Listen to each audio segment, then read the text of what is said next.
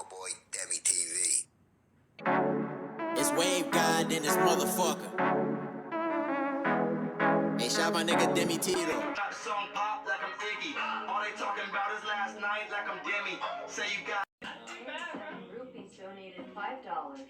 Damn ski pulled the Michael.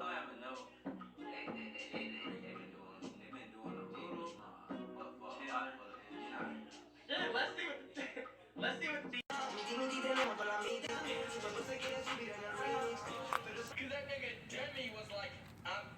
What's up, Dean family, Dean Nation? Today we're doing a history reaction to useful charts, and it's about Mesopotamian gods family tree. You feel me? And did Gilgamesh really exist? You feel me?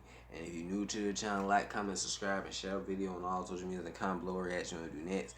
And yeah, this is about the Anunnaki. You feel me? Some people don't know about the Anunnaki, but we're gonna get into it. You feel me? Cause educate y'all on the Anunnaki. So I guess help me. Don't have to make a video about the Anunnaki, to be honest. So yeah, he gonna educate us on it. You feel me? If you're new to the channel, check out the merch in the description box below. Subscribe to the channel. Roll to 100K million and a billion. So click that. Let's birthday as a family, as a nation. And yeah, hope everyone well and safe through this pandemic and eating well. And yeah, you feel me? And let's get into the reaction. Hi, my name is Jack Rackham, and today I'm going to introduce you to the old gods. Older than the pharaohs of Egypt, older than the pantheon of Olympus, older than writing. The gods of Mesopotamia ruled when civilization was just beginning to take shape in the Fertile Crescent between the Tigris and Euphrates rivers. Their worship coincides with the birth of the wheel, irrigation, and written language over 5,000 years ago. But you might be surprised to learn that even if you've never before heard their names, some of their stories are eerily familiar.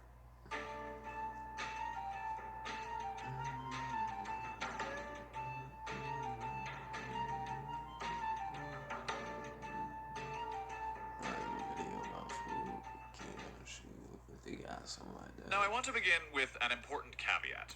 The Mesopotamian pantheon was around for a long time, and this religion was practiced by many different cultures across hundreds of miles and thousands of years. Each culture had its own slightly different take on how they practiced religion, so there are no definitive versions of these stories. For instance, there can be quite a bit of overlap between the duties of different gods and which gods are most important. When the Sumerians first adopted the religion, different cities had different patron deities, and so when certain cities like Akkad or Assur or Babylon built their empires, their patron deity became way more important and often adopted the qualities of gods that used to be more important in different cities. In short, there is no Mesopotamian Bible to give us a single definitive canon.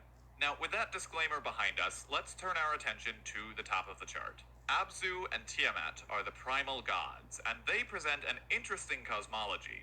Unlike other religions that feature either a creator or perhaps personifications of the earth and the sky, the first beings Abzu and Tiamat were the personifications of fresh water and salt water. Tiamat, the glistening one, is the raging sea, the monstrous embodiment of primordial chaos. Abzu, her husband, was the king of the primeval freshwater sea beneath the world, from which all aquifers draw their life-giving water. These two waters mixed, and Tiamat bore the stars in the heavens, and they in turn begat Anshar and Kishar. Not much information survives about these two, but they're the first instance, both within this family tree as well as historically, of a very popular trope among many polytheistic religions. That of the Sky Father and Earth Mother. Their children, Anu and Khea, are another form of this same trope. Much like with the Greek Titans and Olympians, they fulfill the same role as their parents. Anu was the supreme god, but despite this, he was rarely worshipped and sort of fell into the background. His most important role in society, rather than being a god of the sky, was being sort of the god of divinity itself. He transferred divine authority to kings on earth and gods alike. His wife Khea. So it's like a realm of dimension right now. So it's like it's levels to this. So it's like the Anunnaki level, then it's just our level. Okay. He has a couple of identities, having once been called Urash and later being supplanted by Antu, though they're all more or less the same person.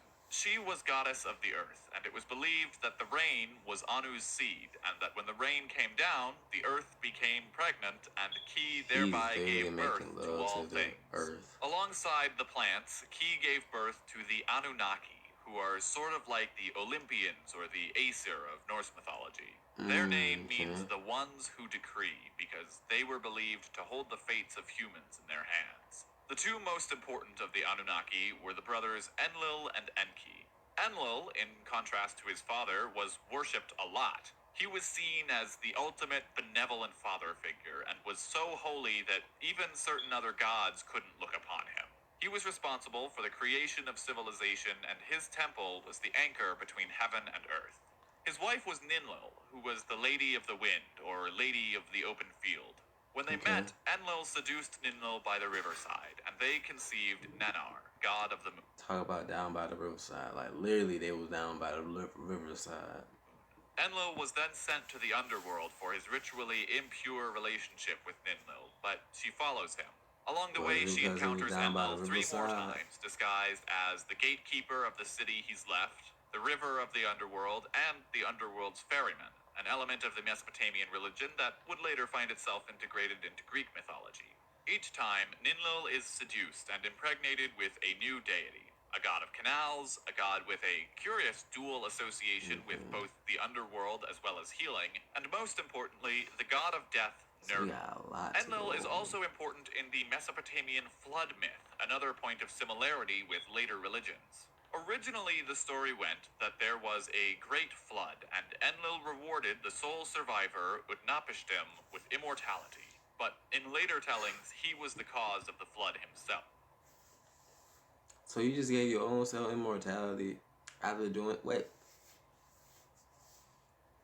So if it was somebody survived, do they have immortality? What? Bro, that's fucked up. I get, bro, that's messed. It's too loud, bro. That's extreme. Like, that's tap. Damn, man. Sheesh. Cause like, fuck you. I'm tired of these fucking people. Fuck these humans. Everybody gone. Damn, cuz, you gotta do all that. Like, shit, fam.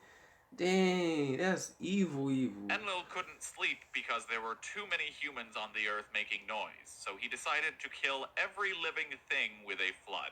His brother Enki warned Utnapishtim of the oncoming flood, so he and his family became the only survivors. Enlil was furious to see humans still walking the earth, but his son Ninurta and his granddaughter Inanna convince him to promise never to flood the earth again, and instead to periodically cull the human population with wild animals and famines. So, hooray? And then he briefly went to see the humans, and they treated him with respect in spite of, or maybe because of, the apocalypse he just inflicted. So he blesses... Yeah, duh, right. What won't get that? With immortality. This was very much an explanation myth more so than a moral fable. The other primary Anunnaki, Enki, is a god of creation, as well as a trickster, at times heroic, at times villainous, and other times just plain lazy. He's a central figure in the creation of humanity. Once upon a time, Abzu was growing old and tired, but he was disturbed by the ruckus of the younger gods, and so he set out to destroy them. The gods found out about this, and Enki stepped forward as their point guard. He placed Abzu in a deep sleep and carried him deep underground. This begged the question, who would care for Abzu's primordial waters while he slept? So Enki dove deep down to the freshwater sea beneath the earth to rule Abzu's realm in his stead. Tiamat was not happy with their children usurping Abzu, so she transformed into a terrifying dragon in order to destroy the world herself. This time, Enki chooses to do nothing, because apparently putting one elder god to rest was as much as he could muster, so... He like, bruh, hey, yo, bro, you don't have to handle mom, like, I handle dad, but you gotta handle her, cause, like, hey, yo, I'm tired, She, like, he like, yeah, like, you gotta deal with her ass, yeah. She's a dragon. Stepped up to slay the dragon. He tore her body apart, making the vault of the heavens with her ribs and the Milky Way with her tail. But of course, she couldn't truly be killed, and so she carried on living in that disfigured form, and from her crying eyes sprang forth the rivers Tigris and Euphrates. Once again, the question arose, without Tiamat, who would keep the cosmos working as intended? And this time, Enki came back with a clever solution. The gods would create servants from clay to tend to the earth. That's us. But Enki was also promiscuous and deceitful.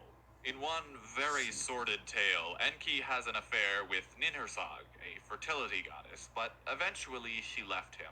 Some years later, Enki is still lonely and missing his lost lover when who should appear but a beautiful young woman who looks just like her. Enki at once seduces her, not knowing that this woman was the daughter he had with Ninhursag. Well, she eventually leaves him, and time goes by, and Enki is again stewing in his loneliness when he meets another beautiful young maiden. This is also his daughter. Also his so mama, grandmama.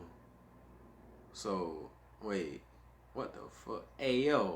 That shit mind boggling. Like, what? What is he? So he the grandmama, so he the uncle, daddy, nephew, brother, what the fuck? This man Enki going crazy. What the fuck? And daughter. Years go by, and there's a third mysterious young woman who looks very much like Ninhursag, even though, going by DNA, she would be 87.5% Enki. But then again, why didn't go back to finds out what's happened and undoes it, then sets out to turn the tables on Enki. His whole body begins to swell, and he seems to be dying until Ninhursag takes mercy and removes the swelling from him, creating gods of healing for each part of the body afflicted. Aside from that ultimate incestuous line, Enki had a son named Marduk, who became the patron god of Babylon. He used to be a very minor god until the reign of Hammurabi, in which Babylon conquered much of the Fertile Crescent. Marduk then took on the roles and myths of Enki and Enlil. According to Babylonian tradition, it was Marduk who slayed Abzu and defeated Tiamat. He's also associated with the planet Jupiter, and so is sometimes seen as the equivalent to the Roman Jupiter, though the similarities are limited.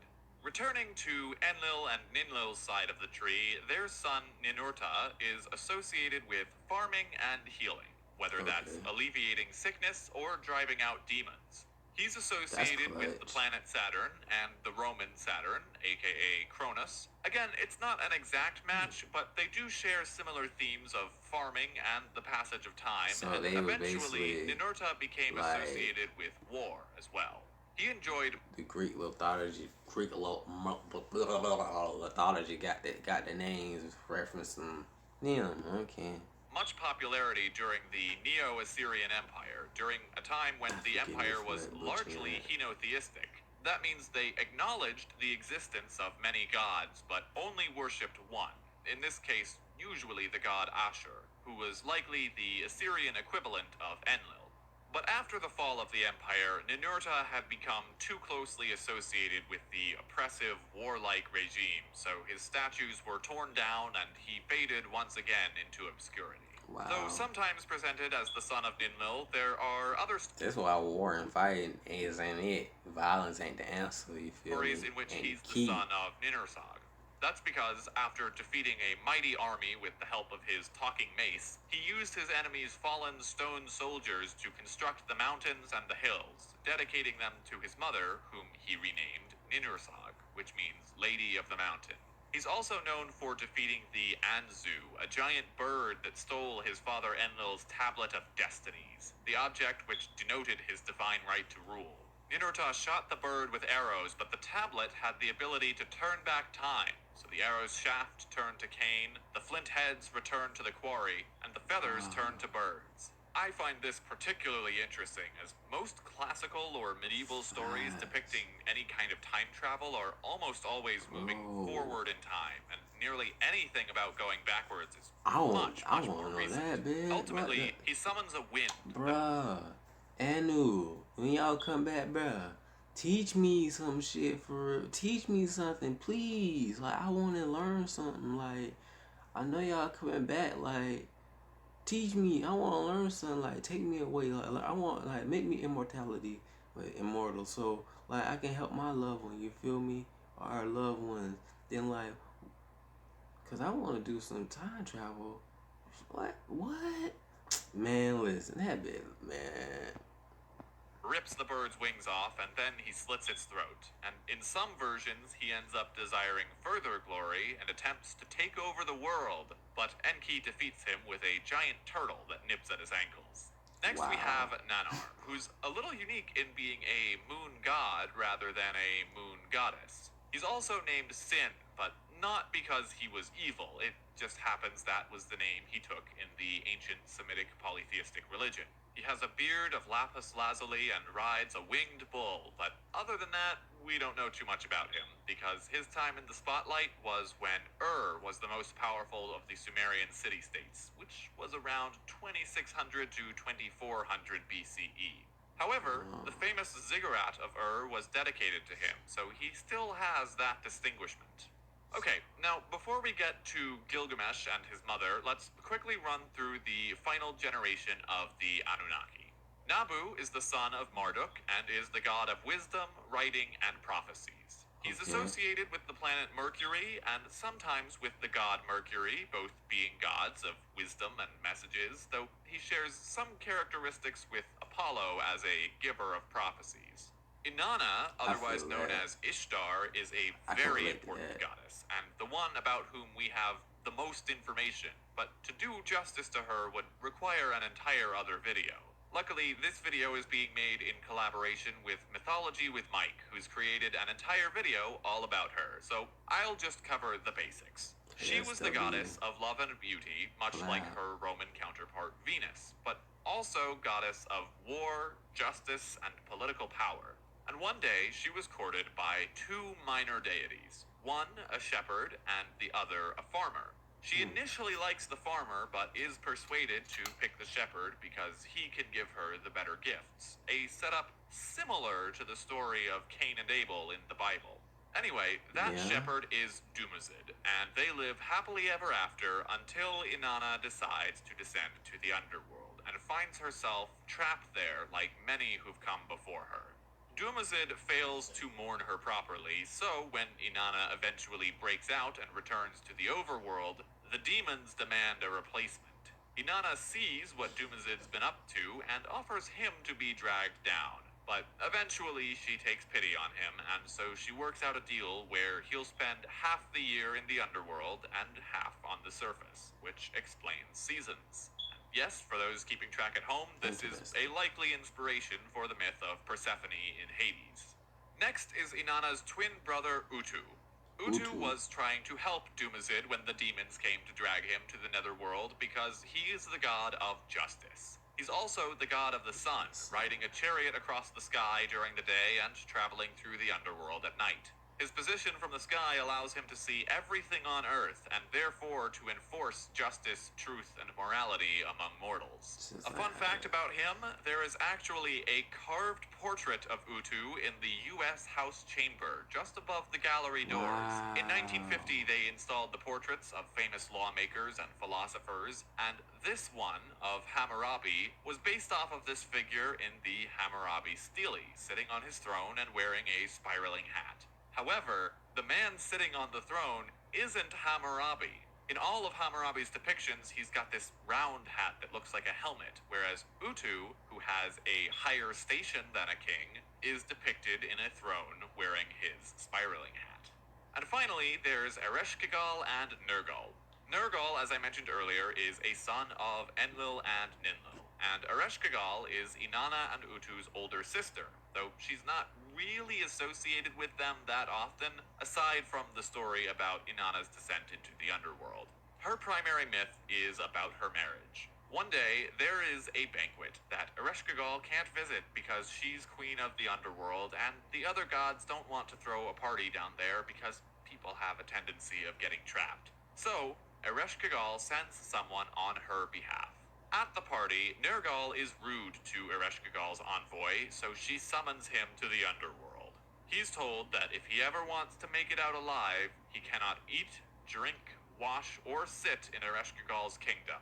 but he also can't sleep with the goddess of the underworld, and that turns out to be more challenging for him.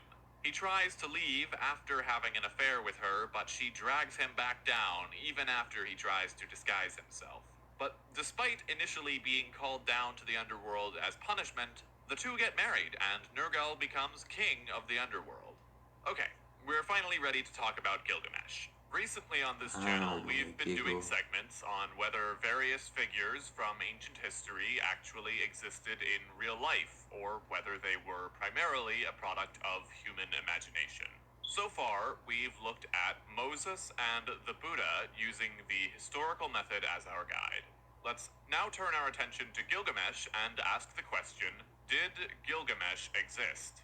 In previous videos, Matt talked about the three options that can be used to determine someone's existence: physical remains, archaeological evidence, and textual sources. Now, keep in mind that Gilgamesh, if he did exist, would have lived around 2800 BCE, which is around 1500 years earlier than the traditional time frame for the lifetime of Moses. This basically rules out any hopes of ever finding Gilgamesh's physical remains. The earliest human remains which can be directly identified as belonging to known historical people are, as you might have guessed, the mummies of Egyptian pharaohs. And most of the oldest mummies for which we have names are those from the 17th and 18th dynasty, well over 1,000 years after Gilgamesh would have lived.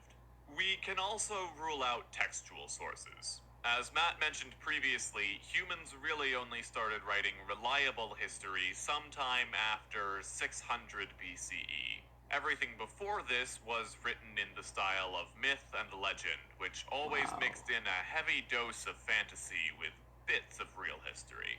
Considering that Gilgamesh would have lived a whopping 2,000 plus years before humans started to write straightforward history, it's not surprising that all the texts we have about him are quite clearly greatly embellished.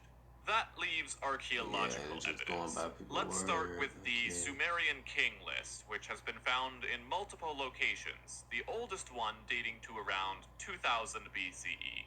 Gilgamesh is included on the list, but there are two problems with this source. One, it's still 800 years after Gilgamesh, and two, it clearly includes both historical kings and legendary ones. For example, there is one king who is said to have reigned for 43,200 years, a reign that will surely only be beaten by Queen Elizabeth II, but she still has a long way to go. Interestingly, however, the first king on the Sumerian king list for whom we have contemporary archaeological evidence is a man named Enmebaragesi. And according to the Epic of Gilgamesh, Enmebaragesi lived at the same time as Gilgamesh. This places Gilgamesh around the exact point on the Sumerian king list where the names go from being legendary to being historical. It is therefore possible, if not probable, that Gilgamesh was in fact a real historical king, even though the stories we have about him are primarily mythological. The earliest stories about him come from Sumerian poems. In Gilgamesh and Enkidu and the Netherworld, he is Inanna's brother and helps her to drive away the serpent, the Anzu bird, and a demon from a special hulapu tree. As thanks, she gives him a pair of special objects, the names of which aren't completely deciphered, but might be a drum and drumstick. But he loses them. His servant Enkidu travels to the underworld to retrieve them, because apparently Gilgamesh really misplaced them. But, as we've seen before, Enkidu gets trapped. Gilgamesh asks him about the underworld and what life after death is like, and that's where the poem ends. There are other stories involving Gilgamesh revolting against the king of Kish, and he and Enkidu defeating an ogre sent by Enlil, but the most famous is the Epic of Gilgamesh. In it, Gilgamesh is described as 2/3 divine through his mother Ninsun and 1/3 mortal through his father, the former king of Uruk. Gilgamesh starts the story as a tyrant king, and as punishment, Anu creates a wild man named Enkidu to slay him. Enkidu travels to Gilgamesh and the two men wrestle, but Gilgamesh proves too strong for even Anu's creation. Nonetheless, he's so impressed by Enkidu that the two become friends, rather than the master-servant dynamic of earlier versions. Together they travel to the cedar forest, guarded by Humbaba, the giant with the face of a lion. His roar is a flood, his mouth is death, and his breath is fire. It's only with the help of Utu's blinding wind that the two are able to slay the beast. This daring feat attracts the attention of Inanna, who wants Gilgamesh to be her consort, but Gilgamesh turns her down on account of how her past lovers have been treated. Inanna doesn't take kindly to being burned by a mortal and sends down the bull of heaven to slay him. But Gilgamesh and Enkidu kill the bull and offer it to Utu. While they're resting, Inanna comes down from heaven and stands upon the walls of Uruk to lay a curse upon Gilgamesh. Gilgamesh, in a move equal parts impressive and foolish, pulls off the bull's thigh and throws it over the wall, hitting the goddess in the face. He threatens to do the same to her if he ever gets his hands on her, and immediately the two begin bickering, as Inanna orders everyone to mourn the bull and Gilgamesh orders everyone to celebrate its death. Unfortunately, the curse comes into effect, and Gilgamesh has a dream that he or Enkidu must die. The gods convene and select Enkidu, and considering Gilgamesh was the one hitting people with cow legs, I'm left to interpret that the other gods must have thought Inanna had it coming. Gilgamesh is struck with grief over his friend's death, and he suddenly feels a pit in his stomach as he's hit with his own mortality for the first time. So he leaves Uruk and travels across the sea to find the only man who has achieved immortality, Utnapishtim, the survivor of the Great Flood. He tells Gilgamesh that to avoid death, he must first stop sleeping. Gilgamesh pushes himself to his physical limits, but ultimately he can't resist forever and falls into a deep sleep that lasts for 7 straight days. Utnapishtim tells him if he cannot defeat sleep, he cannot become truly immortal, but that eternal youth can still be his if he consumes a rare plant. Again, Gilgamesh sets out on a quest, but after finding the plant, the one secret to eternal youth, he leaves it unattended to take a swim, in which time a snake comes by and steals it, explaining the way in which snakes can shed their skin. Defeated again, Gilgamesh returns home to Sumeria empty-handed, and the story ends there, apart from fragments that don't neatly fit within the chronology of the rest of the epic. For instance, the story of Gilgamesh helping Inanna with her tree is on a different tablet, despite the two trying to kill each other. And there's another story in which Enkidu is alive again, only to die again. And that's the family tree of the Mesopotamian gods. Hopefully this acts as a nice Hope you guys like that. Then found D Nation, like, comment, subscribe, and share the video on all social media. Comment below where you do next. Hope you guys like that and that got educate y'all. Also, just like that, help me, you feel me? Cause shoot, I didn't know it was all these different type of Anunnaki and people versions, you feel me? Like these are brethren. These are higher dimension brethren. So do respect to them, you feel me? Love